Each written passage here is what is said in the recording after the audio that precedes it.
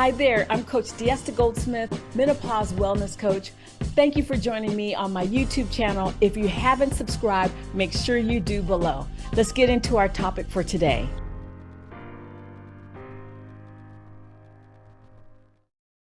I am going to be talking to you about how to get better sleep.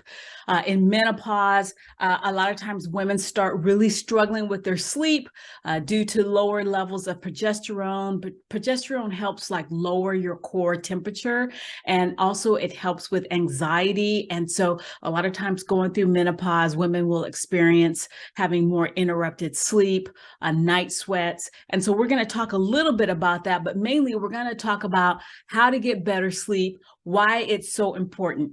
Let me quickly introduce myself. My name is Diesta Goldsmith. I'm an ACE certified wellness coach and group fitness instructor.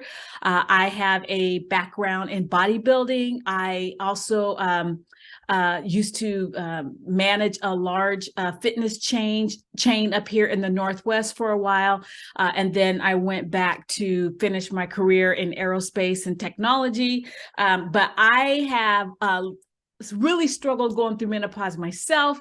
And so that's why I focus on menopause. I call myself a menopause specialist. I've also gone through a lot of courses, one Menopause for Athletes by Dr. Stacy Sims. It was awesome. And so I pride myself in knowing as much about menopause as possible because of my own struggle. So let's get started today. The agenda, how the brain works, and how you get to go to sleep in the first place, what could be the cause of poor sleeping habits, things you can do to improve your circadian rhythm, and how to design and implement your own individualized sleep plan. This is going to be so good. Most adults only get 6 hours of sleep per night, where the recommended amount is 7 to 9 hours. And so the average person sleeps 26 years of their life. And surprisingly, we spend around 7 years trying to get to sleep. What are the benefits of a good night's sleep? There are so many, but just to talk about them briefly, it consolidates your memory, what happened during that day, gets wired into your brain, your memory system. It helps with oxygenation to the brain so you can repair different parts of your body, improves your mood, mental health, and cardiovascular health, and it helps with muscle repair and control metabolism. Those reasons alone are so important about why you want a good night's sleep. Very quickly, the brain anatomy. I really just want to point out the hypothalamus. That one regulates your body temperature. That's really important in helping you get to sleep. Also, your frontal cortex, your prefrontal cortex, that's where your long-term memory is stored. Pituitary gland helps with your hormones. Hippocampus is like your USB drive. It's like when you tried to cram for an exam when you were in college or high school. After a while, you could only cram so much into your brain. And you notice that if you got a better night's sleep, you were better at that exam the next day. We'll talk about that a little bit. And then your amygdala, I think that's how you say it. Forgive me if I'm saying it wrong, but that's where your stress, your fight or flight hormone gets activated. Your cortisol levels go up because of this part of your regulating your emotions. So that's an important part of the brain. Okay, so there's a lot on this chart, but I really want you to get out of this is that there's a switch that goes off. In the morning, your body says it's time to be awake, and then as it becomes nighttime, there's a switch. It's called the suprachiasmatic nucleus, and that is a switch that your SCN switch over here that says, sister girlfriend, it is time for us to start winding down. It helps with the production of serotonin, which helps with the production of melatonin, and that tells your body to go to sleep.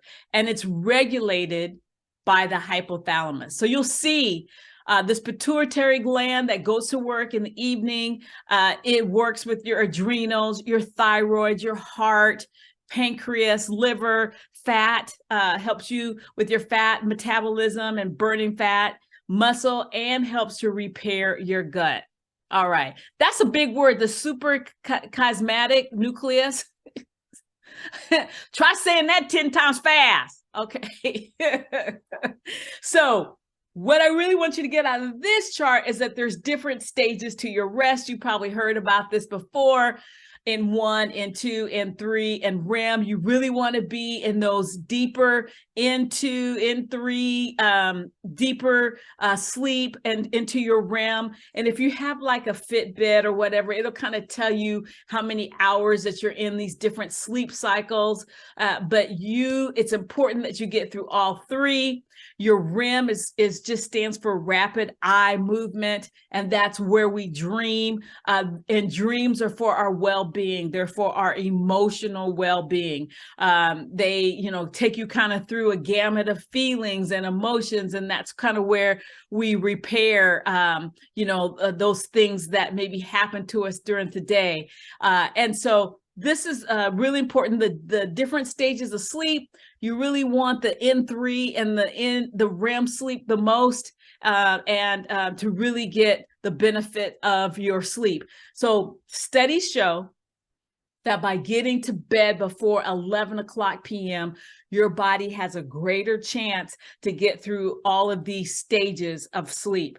So you might say, well, I go to bed at 12, and then I get up at 8, so I'm still getting 8 hours. But studies show that if you get to bed before 11, you have a greater chance of getting through all those stages of sleep and repairing your body to the best of its ability.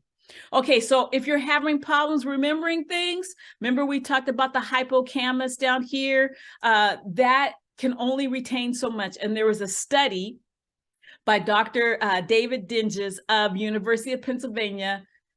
People who only got 6 hours of sleep per night for 10 nights straight, their performance was equivalent to someone who hadn't slept for 24 hours. So you think that you're operating, you think that you're still, clicking on your cylinders, you're still thinking that you're with it. And if you were tested, you would see that you are not. Are you trying to lose body fat? 2 groups, they had the same restrictive diet. One group got 8.5 hours of sleep versus another group that got 5.5 hours of sleep. And you see the results here. The ones that got the more sleep lost 50% more body fat and preserved muscle. Those who didn't, the 5.5, they lost lean muscle mass, which is what you don't want to do. And they lost very little body fat because their body basically went into survival mode. It says, I can probably do without the muscle, but I'm going to keep this fat so I can feed myself, so I can, have energy to do things. And so that is so important, that if you're not getting your rest, your body's going to fight you on losing body fat, and you'll probably lose muscle. Then look, 6 hours or less, studies show that you consume on the average 559 more calories per day. That makes a lot of sense. I'm tired. Let me just get some sugar or something to give me some energy. Okay, I'm gonna have another Red Bull. I'm gonna, just have this donut just so I can feel some energy, get my insulin level up. And so lack of sleep means more calories the next day. And I just thought I would throw this in here. I know that my audience is primarily women, but I wanted to just put this in here about Andre. He's a NBA player, and he plays for Golden State, obviously. But they did a study on him with 8 hours of sleep, greater than 8 hours of sleep. Look at his performance, increase in free throws, 3% point percentage went up. And when he had less, increase in turnovers, increase in fouls committed. So if you sleep better, you're going to perform better on your job. You're going to be a better wife. You're going to be a better mother, because you're going to be able to respond the way that you want to, because your body is more rested. It affects every area of your life. So what I want to say is that you don't know how sleep deprived you are when you are sleep deprived. right? You think, okay, you might think, oh, I need to maybe get more rest. But now, because you aren't getting your proper rest, this has become the new normal for you. And my sister, she was a flight attendant for United for years. And when she retired, she's like, I really didn't know how sleep deprived I was, getting up for those 3 a.m., 4 a.m. flights, all those years, sleeping in different, hotels and getting up. And she's like, I didn't realize how sleep deprived I really was. So are you a lark or an owl? Are you a early to bed, early to rise, or an owl, late to bed, late to rise? And this is, it can really impact your circadian rhythm. That's, how your body likes to get to sleep. Because if you're an owl normally, and you have a job that causes you to be up at 5 a.m., that could really affect your performance. I mean, that might be something to talk to your doctor about. Can I be on a later shift? Can I switch, with someone? Because you'll be more rested and perform better in life. So what could be the cause of poor sleep? We're going to get to the sleep stealers, and then we're going to get to recommendations. Stress and anxiety is a big one. Sleep disorder, sleep apnea, insomnia, stimulants, coffee too late at night. Some people be like, girl, I can drink coffee at 8:30 at night and just still knock out and go to bed. Well, try not having that coffee late at night and see if you sleep better. So eating too late, the recommendation is to stop eating 2 hours before you go to sleep, because now your body can shift from digesting the food to producing more serotonin and melatonin. Your work schedule, what we talked about, being a lark or an owl, your night sweats, your progesterone targets areas of the brain and that help you calm down. So it's an anti-anxiety hormone. It also helps with, helps you with pain, deal with pain and sleep. So when progesterone lowers because you've gone through menopause, that could be another reason why you struggle with getting your rest. And then poor sleep environment, we'll talk about that. Talk about somebody snoring too loud, the room too hot. I mean, my husband likes the room hot. I like it cold. I mean, sometimes I tell him, I feel like I'm in Barbados trying to get to sleep. It's just too hot in here. So hot in, y'all know that song, hot in her. Okay. Sleep disorders, there's 2, sleep apnea, and that is just when you have a piece of skin that is over your larynx, and now it is preventing you from getting enough air to your brain. And so they have the CPAPs, and we'll talk about that. But when people are heavier, it says arises 4 in 10 people who are overweight. And so losing weight can just really help with your sleep. And then there's insomnia. That's usually from maybe stress, anxiety, those things. And if you have sleep apnea, then that can make your insomnia worse. Okay, so tips for getting a good night's sleep. I like to call it the 4 M's. I made these up myself. Woo! Made these up myself, Diva. And so I read this book called Why We Sleep, and it was phenomenal. Like everything on the planet that is alive sleeps. I mean, even bugs kind of sleep, right? Whales sleep, fish sleep, everything that breathes sleeps and rests. So you need your rest as well. So the 4: music therapy, mindfulness, your mattress and other aids, and then a method for getting to sleep at night, a good nightly routine. Okay, so you can use music to help you calm down. And the slower the music is, it slows your heart rate down. And if your heart rate is slower, that keys into your brain. It's time to rest. It's time to release anxiety. And so there's so many things, sleep apps you can use that have, waves and ocean and all that kind of stuff, but it really does help the brain. The next one is mindfulness, yoga, stretching, meditation apps, box breathe, and then mindfulness. being concentrating better during the day on what you need to do. Like, I'm here at work, I'm concentrating on this, I'm concentrating on that. And then exercising that control over your thoughts at night can even help. And then journaling your thoughts. If there's anything that's bothering you, write it down, and it's best to deal with it before getting into bed. I used to tell my husband, well, we still have this rule that no serious conversations after 7 or 8 o'clock.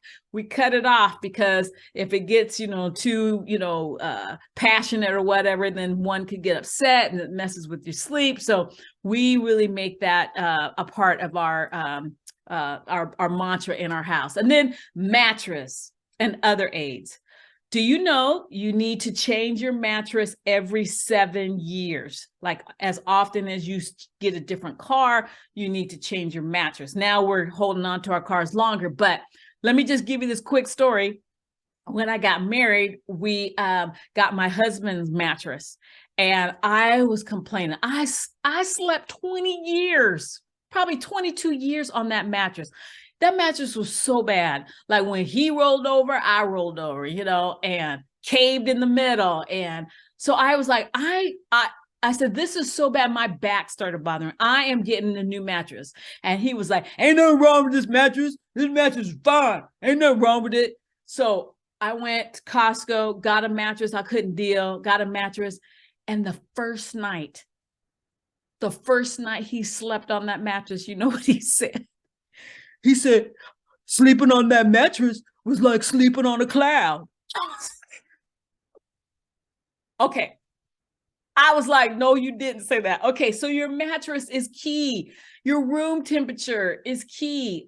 You can use, Fitbits to kind of see how you're doing on your sleeping. Up in the upper right, you see a CPAP machine. And that just opens up your airways.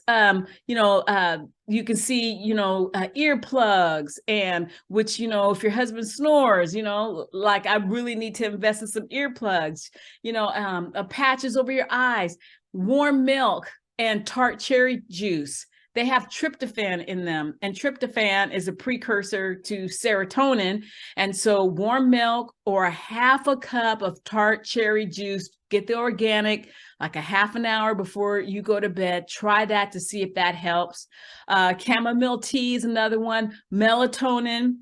You can buy melatonin gummies at Costco, everywhere. But just beware that a lot of people take too much melatonin. Start with the kiddie size, like the 1 milligram. The adult size is the 5 milligrams. Start with the 1 and see if that helps. And then there's a CBD. There's some with THC. CBD is the cannabis that they make marijuana out of, but CBD without the THC can help. And then some people use the THC, which is the kind of the narcotic side, to help them sleep. And then there's lavender. Lavender, helps your body relax. The smell helps your body relax because your mind is powerful. Neck pillows, weighted blankets, those things can help you sleep better at night. And I just want to add this on. I started taking melatonin, and I thought that it was really helping me, and then I ran out. And I was like, dang it, I got to go to the store and buy some melatonin. I'm not going to sleep well tonight. Turns out I slept just fine. So I didn't need the melatonin, but my brain, I had kind of told myself that I did. So naturally is the best way without any kind of chemicals. And we'll get to it soon. But if you do have to take, Tylenol PM, they always say, no more than a couple days, 2 or 3 days. Okay, so let's get to the fourth M is method. What method? Sleep routine can you use to tell your brain it's time for bed? So we talked about that SCN switch goes off in the morning. It knows it's morning. And then when the sunset goes, that is another switch. So if you get out during the day, you get some sunshine, and then you look at the sun going down. Also in the evening, reading a book. And the point of this chart is that just like you were a little kid, and you had a routine. You had dinner, then parents said, let's take a bath, you had your bath time, then you got in the bed, the parents read you a book sometimes and tucked you in, turned off the lights, and you were out. You as an adult, you still need some kind of sleep routine so the brain knows this mama is going to bed and this is what she does, and we are about to be knocked out for the evening. Okay, so another thing, other things, your bedroom. Your bedroom is a place, a sanctuary for sleep and sex only.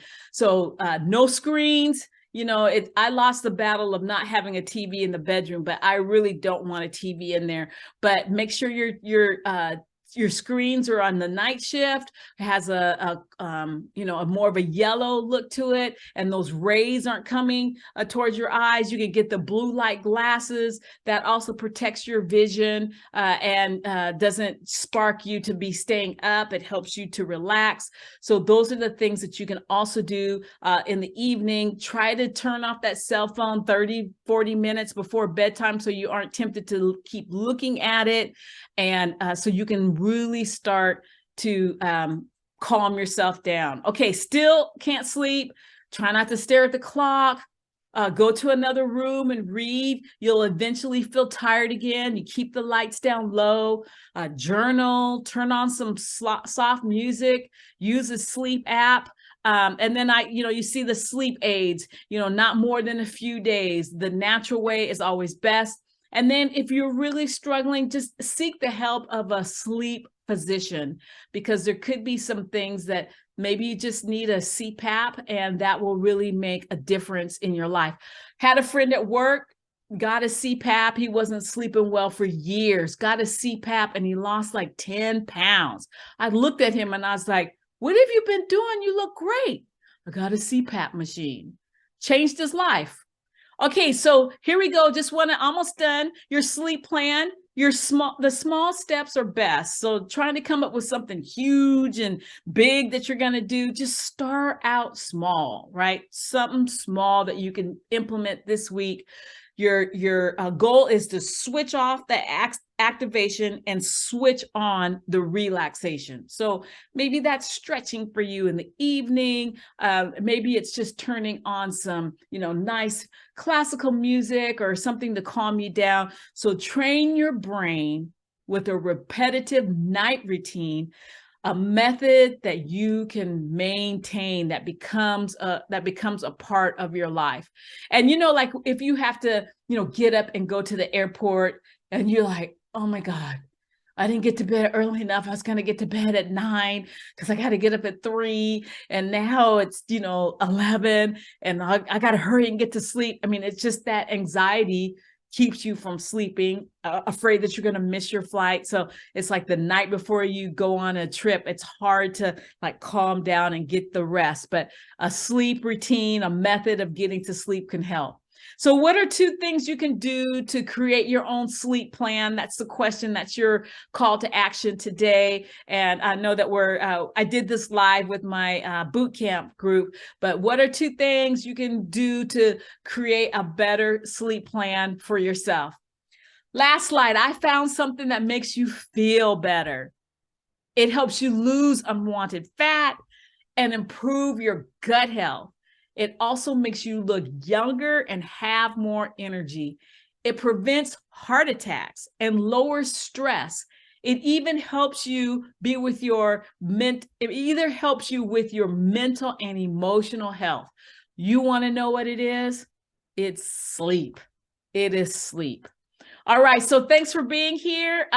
You'll see here's the credit that I would give. I went to a total brain thing with Dr. Evan Gordon. It was really good, but here's my notes and where I got all my information today. But I just want to say thank you for being here. If you're watching this on my YouTube channel, please like and subscribe. I appreciate you being here, and Vision Up Queen.